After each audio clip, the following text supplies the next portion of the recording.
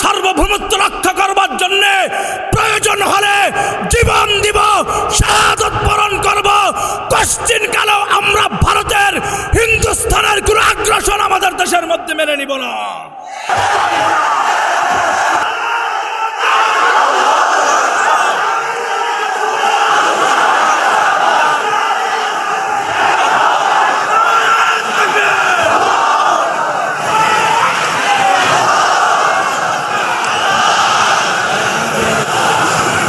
আমাদের পিছনে নতুন আরেকটা ষড়যন্ত্র আড়াল দিচ্ছে।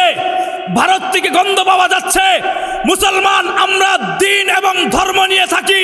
সব সময় একটা কথা বলবো, প্রয়োজন হলে আমার দেশ থেকে ভারতের বিরুদ্ধে আমরা লড়াই চালিয়ে যাব। প্রয়োজন হলে আরেকটা যুদ্ধ হবে ভারতের সাথে।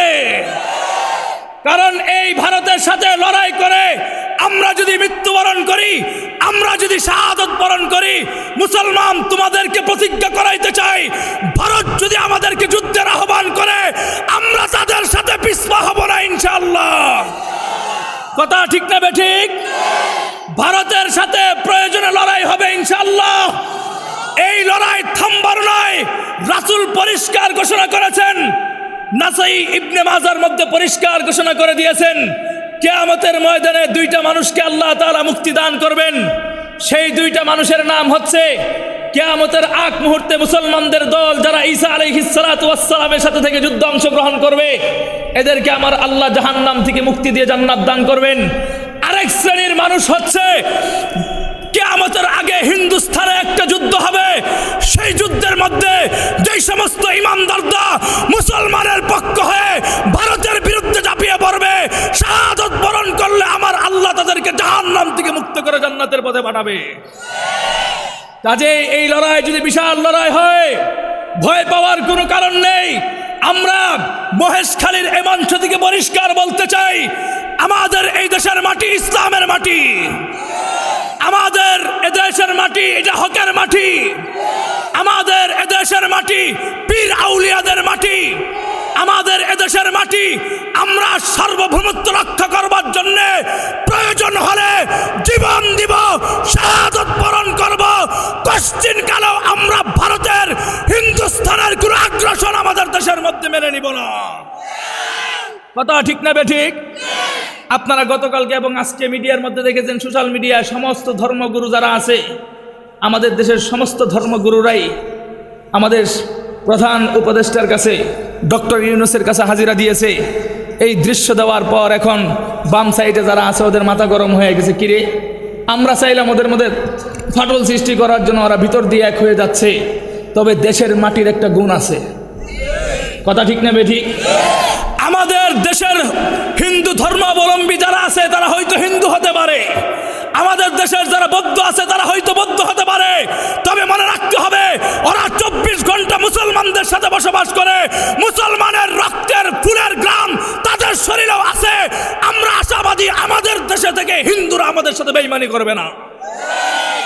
কথা ঠিক না বেঠিক? মুহতারাম হাজিরিন, কাজেই নতুন প্রজন্মকে ভয় পাওয়ার কোনো কারণ নাই। নতুন আরেকটা যুদ্ধের যদি পয়গাম আসে, আমাদের আবু সাইদ 2-3টা গেছে, সমস্যা নাই। আরো হাজারো আবু সাইদ জীবন দিতে প্রস্তুত আছে, আমরাও তাদের সাথে লড়াই করে জীবন দিব। কথা ঠিক না বেঠিক? কিন্তু এটা কিসের মাধ্যমে হবে? ঐক্যের মাধ্যমে হবে। এই ঐক্য ছাড়া মুসলমানদের বিজয় আসা সম্ভব। কারণ এই কথা তো আমরা পরিষ্কার বলি, আমরা যদি আমাদের নিজেদের মধ্যে দলের মধ্যে ভেদাভেদ না করতাম, জামাতে ইসলাম আর ওয়াহাবি, সুন্নি আর কওমি বলে যে সমাজের মধ্যে বিভক্ত সৃষ্টি না করতাম, খুদার কসম খেয়ে বলি, এদেশের হাজারো প্রাণপ্রিয় মানুষের হৃদয়ের জনতা আল্লামা দেলোয়ার হোসেন সাঈদীকে জেলের ভিতরে বন্দী করে কোন মায়ের বুকের সন্তান হত্যা করার দুঃসাহস করতে পারত না। আমি আর তুমি যদি বিভক্ত হয়ে চলবার চেষ্টা না করতাম, আমাদের এদেশের এখন বর্তমান ওলামায়ে কেরামদের লিডার শাইখুল হাদিস ইবনে শাইখুল হাদিস আল্লামা মামুনুল হককে 3 বছর কেন 3 ঘন্টা বন্দি রাখার মতো কোনো মায়ের বুকে সন্তানের সাহস ছিল না। কথা ঠিক না বেঠিক? এই সাহসটা কেন পেয়েছিল?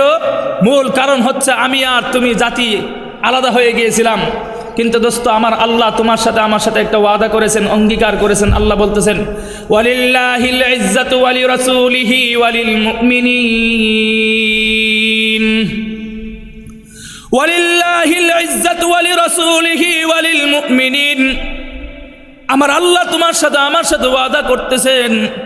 আল্লাহ বলতেছে এই দুনিয়ার মধ্যে সবচাইতে সম্মানিত এবং ইজ্জতের জিন্দেগি দান করেছি আমি আল্লাহ নবী এবং রাসূলদেরকে। সুবহানাল্লাহ বলি।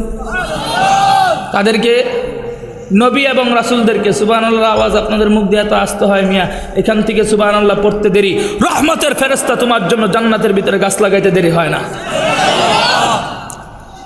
তা আল্লাহ বলতেছেন এই ইজ্জত এবং সম্মান এটা আমি আল্লাহ তাআলা নবী এবং রাসূলদেরকে দান করেছেন। এর পাশাপাশি আমার আল্লাহ বলতেছেন ওয়ালিল মুমিনিন, এই ইজ্জত এবং সম্মান এটা আমি আল্লাহ তাআলা দান করেছি দুনিয়াতে সাধারণ ইমানদার তোমাকে আমাকে। সুবহানাল্লাহ।